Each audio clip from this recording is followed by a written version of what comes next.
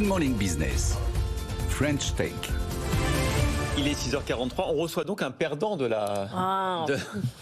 Mais c'est bien d'être perdant de la BFM Academy aussi, vous voyez où on arrive. Exactement. Mathieu Burin, président fondateur de EMEA, donc une start-up qui vous permet de rénover un appartement sans vous occuper de rien finalement. Appartement, maison, ouais. Le but c'est vraiment de faciliter toute l'opération. Donc depuis cahier des charges sur les plans d'architecture, sélection des matériaux, comment je trouve les bons entrepreneurs et comment j'ai toute une plateforme de suivi de chantier. Donc le but c'est je simplifie, j'accompagne et je facilite l'expérience. C'est de A à Z. Je dirais pas que j'ai rien à occuper parce que c'est pas vrai. Il faut accompagner le projet, mais c'est je simplifie et je suis vraiment accompagné de A à Z. Mais en général, vous dites bah voilà, ça va vous coûter de temps et livraison dans 3 mois et exactement. Voilà. C'est le pitch, c'est on sait jamais combien ça nous coûte, on sait pas trop à qui s'adresser. Donc nous le but c'est on prend par la main, on donne une première enveloppe budgétaire avec le prix des matériaux, le prix des travaux. Et s'il y a des aides administratives ou des aides sur la partie énergétique, on est capable d'accompagner. On va sélectionner les matériaux et après on est capable de dire vous avez un engagement de délai, donc il y a une date de début, il y a une date de fin et si c'est pas respecté, vous allez avoir des pénalités de retard qui sont intégrées. Vous misez sur le fait que c'est ingérable en fait les travaux. Moi je vous ai connu Mathieu en 2017, effectivement finaliste de la BFM Academy. À l'époque ça s'appelait Travolib. Vous aviez des t-shirts avec le nom de votre boîte. Maintenant vous avez des costumes, vous avez levé 10 millions d'euros. C'est allé quand même assez vite votre développement. On a bien progressé. Après, c'est un problème marché qui est énorme. Et le but, c'est comment nous, on est capable d'avoir une vraie proposition de valeur en face. Oui, on est devenu un EMEA, donc H-E-M-E-A. C'est un studio d'architecture et de rénovation. Donc, on a complété l'offre de valeur. Avant, on n'avait pas d'architectes. Maintenant, ils sont aujourd'hui en interne. On a plus de 7 architectes chez nous, EMEA. Et donc, le but, c'est vraiment qu'on accompagne de A à Z sur toute la partie et pas uniquement sur la partie travaux.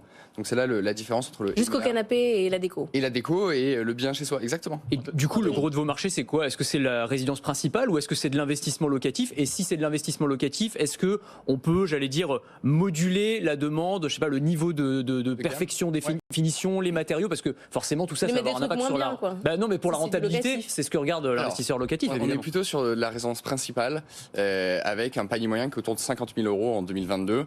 On suit entre 400 et 500 chantiers tous les mois, donc plutôt RP, et on est lié à plus de 70% au cycle immobilier. Donc, c'est-à-dire, on travaille avec plus de 150 agences, on travaille avec des gens comme Féo, des gens comme Barnes, des gens comme Foncia. Haut de gamme quand même plutôt. Alors, haut de gamme, mais pas que. En fait, on travaille aussi avec le Crédit du Nord, la Société Générale, le Crédit Agricole Île-de-France. Donc, tous ces gens-là, ce sont des gens qui nous font confiance. Et le but, c'est, encore une fois, j'ai besoin d'être accompagné dans mon projet immobilier. Combien ça me coûte? Comment je trouve des entrepreneurs de qualité? Est-ce que je gère tout le côté administratif? Et donc, il y a une plateforme qui est EMEA et qui accompagne sur toute cette partie-là. Mais vous avez cité les établissements bancaires, c'est parce que c'est eux qui vous amènent les projets? On est en partenariat, exactement. Et le B2C, le site internet, c'est pas une.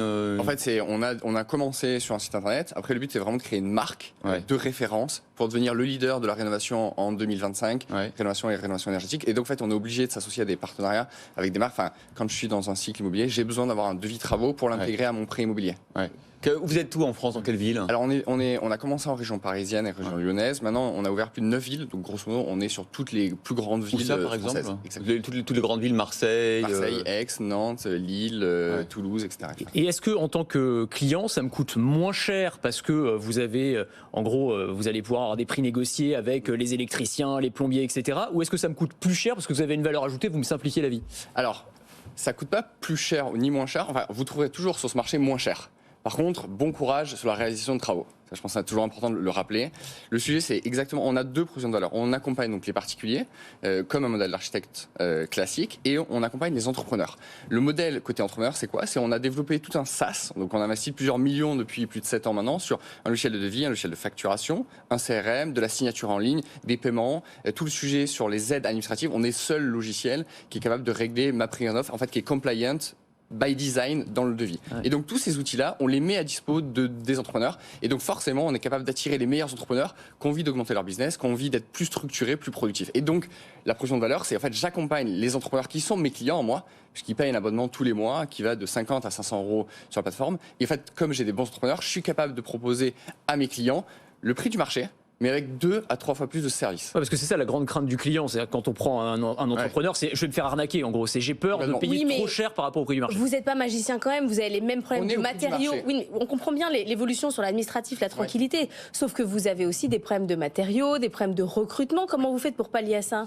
En fait, on anticipe et on fait du planning. En fait, le vrai sujet, c'est qu'aujourd'hui, c'est de la gestion de projet et travaux.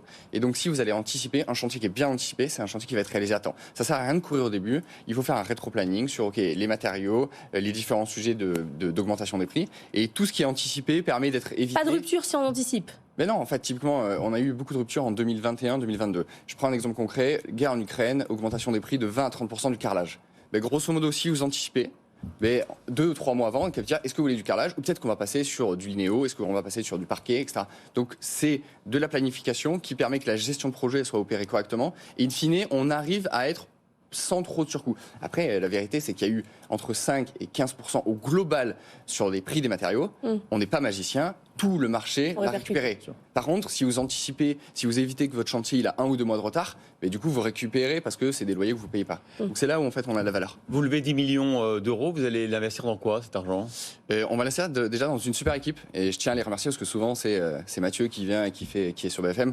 Et je pense que derrière on a plus de 80-90 collaborateurs, talents et donc je les remercie beaucoup parce que je sais que ça a été très Vous les remerciez, vous allez leur donner de l'argent, c'est ça? Déjà, faut les augmenter pour les remercier, il n'y a pas de solution. Ça, c'est un très bon point, mais je pense que leur donner une mission qui les motive, qui fait que quand on se lève tous les matins, ça a un peu du sens. On travaille sur des travaux de rénovation énergétique, donc c'est l'habitat, c'est tout en bas de la pyramide de Maslow. On l'oublie un peu, mais en fait, déjà faire que quand on se lève, on se dit ok, je suis quand même un truc qui a du sens, j'aide les particuliers, j'ai une vraie proposition de valeur. Déjà, ça permet de se lever et d'avoir un peu le sourire à la bouche. Donc ça, c'est hyper important. Et bien évidemment, on essaye de les faire progresser, de les faire grandir avec nous. Et de la même façon que, je pense, si on regarde Mathieu il y a 6 ou 7 ans, et si on regarde aujourd'hui, on a fait beaucoup de progrès. Et le but, c'est que j'ai hâte qu'on regarde dans 6 ou 7 ans en disant, OK, où est-ce que la boîte, elle sera? Parce qu'en fait, c'est un marché qui est énorme. Et on est en train de créer le nouveau standard de confiance qualité de ce marché-là, et il y aura quelqu'un qui va le faire. Donc la question, c'est comment on se donne les moyens pour que ce soit EMEA qui le fasse et pas quelqu'un d'autre. Merci Mathieu Burin, président fondateur de EMEA, d'avoir été notre French Tech.